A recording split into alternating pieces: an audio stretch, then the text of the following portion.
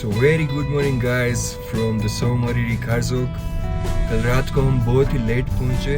Late तो इतना भी तो लेट नहीं पहुंचे, पर बहुत ही ठंड थी और पता नहीं हम सबको हाइट भी थोड़ा सा लग गया था, कुछ निकलने का मन ही नहीं किया बाहर। आज सुबह भी निकले तो सुबह भी बहुत ही ज़्यादा ठंड थी, सब जगह पे सब जम गया था, पानी भी जम गया था, इवन शैम्पू भी जम गया था हमारा। और just we had done our breakfast and आ गए हम सो लेक के पास, थोड़ा सा एंजॉय करेंगे लेक के साथ और फिर निकलेंगे हम सीधा आज लेक की ओर।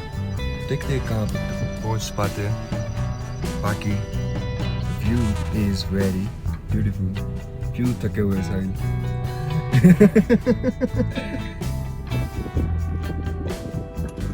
ये हमारा स्टिकर हमें बोलते हुए गो आउटसाइड। गो आउटसाइड कुछ अलग ही सीन चले हैं, एक्सट्रीम लिविंग है।